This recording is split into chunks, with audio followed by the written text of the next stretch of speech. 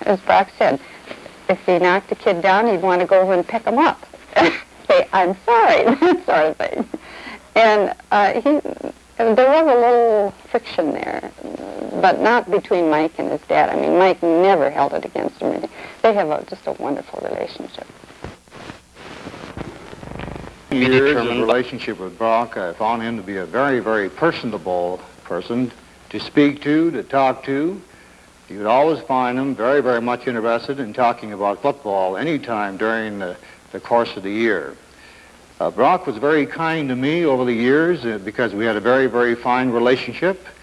I feel that he firmly believed that I understood line play, and consequently, he gave me a considerable amount of flexibility and latitude in working with a line. He was always saying, take the line for the next 25 or 30 minutes, they're yours, you can do anything you want to do. And I always felt that those were complimentary words to me, since he had enough faith in my understanding of the offensive and the defensive line play. Furthermore, I always felt that Brock was a very, very capable and a very, very fine organizer. More so, you could go out scouting with him, and I firmly believe that he'd see more than 2 or 3 other coaches in his scouting notes. You can't help but notice his very capable administrative ability the more you work with Brock. You tie up all those ends and you can see that they seem to fit in and mold into one word, success, which certainly characterizes Brock over these years as far as the gridiron success is concerned. I'm doing just about everything that I normally would do. In fact, I play 18 holes of golf. I haven't tired any, and it looks like I've had a good recovery. Brock, putting that question a little bit further, how will it affect your coaching? In other words, will you coach this year, and if you are going to coach, to what degree? Well, I definitely am going to coach. I think it'd be even harder sitting in the stands watching than being out in the field watching my own team play. However, I think this is something that we must consider. Our organization nowadays in coaching places a lot of responsibility on assistants. I've got probably the best in the business, and I'm quite sure it'll work out real well that way. And Brock, how about your coaching career generally? Has this changed your minds any about perhaps a near retirement or a soon retirement? Well, that'll only be determined by my health. Otherwise, I hope I can stick around as long as Stagg stuck around in his particular place. Oh, I think very much so. We've probably the last frontier from the standpoint of teaching self-discipline. Establish a tradition. A winning team seemed to be the key thing to get everybody together and back our total athletic program. And as the years went along, I think perhaps the tradition carried us over into arriving at better facilities, better supplies, better equipment, and then, of course, developing our program from a 7-8 type of sports program to as high as 19. And I think we've had a plan starting very, very slow but very basic. Athletics were important then. Are they more important in the scheme of things today as you would? Well, I think it's part of the total discipline and the total response to authority that you like to see at Wausau East and that you've generally had over the years. Brock, how about you? How do you feel?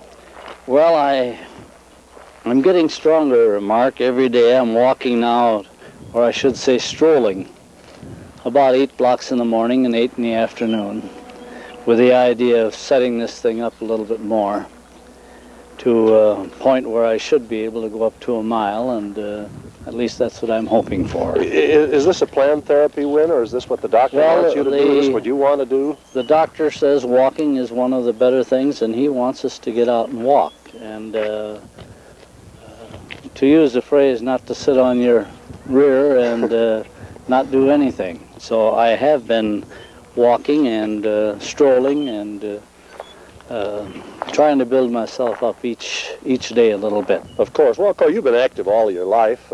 Physical fitness, outside of your coaching, you've been exceedingly interested and involved in physical fitness. How about golf? I know how much you love that, and a beautiful summer's coming up. Are you planning on it? Well, I'm planning on getting into something in the form of golf. I don't know how much I'm going to be able to swing, but there have been other examples in town. A fellow named Al Becker, and he's out hitting that little white thing, so I have hopes to be able to do the same. No more coaching because of the stress and strain. It'll be no. Deep inside feel that I can't do the job that is required, then I'll just have to step down and let some younger fella get out there and give it 12 months a year. At the point right now, I'm thinking very seriously of asking the board to find a replacement. Maybe in 3 months I'll feel different, but right now I'd say there's such a big job to do in a coaching of a high school team that I may not feel up to it, and I wouldn't want to put the board or put the school officials in such a way that they couldn't go out and get a top candidate. How do you feel? Well, I think I feel pretty good considering what I went through. The only thing that bothers me is that I'm impatient, that I think I should be setting a faster pace. And I know I can't handle the faster pace, yet that's what I'd like to do. And then, of course, Win, the big question, the one everybody's asked, the one you've thought about, I'm sure, prior to your surgery, and since your surgery, and one that you've probably been giving a lot of thought to in these therapeutic walks you've been taking. What about next fall? What about Win Brockmeyer as head football coach on the sidelines next fall? Well, that I'm not ready to answer, Mark. I have a doctor, in fact, quite a few of them. And, and yet then you're suggesting if indeed the operation is a total success, the rehabilitation is total, there's no reason in the world why you wouldn't be back? Well, that's strong language. If I feel myself that I can't do the job that a young coach has to do nowadays to make it a total situation, well, then I'm just going to have to give it up. I've been thinking very seriously, and I think the decision, Sir Mark.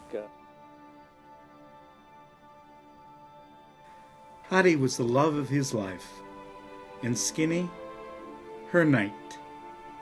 They spent 47 years together and raised 3 children, Michael, Patty, and Debbie. After a series of heart attacks in the late 1970s, Win decided to retire. In retirement, he became the league's administrator, and he spent much of his time with Helen and playing golf. After a round of golf near Siesta Key, Florida, Brock suffered his final heart attack. He died in March of 1980 at the age of 72. After Brock passed, a number of his former players got together and created a Brockmeyer Scholarship and a Brockmeyer Park. If you seek Brock today, try the lives of those boys who played for him in the end zone at Tom Field.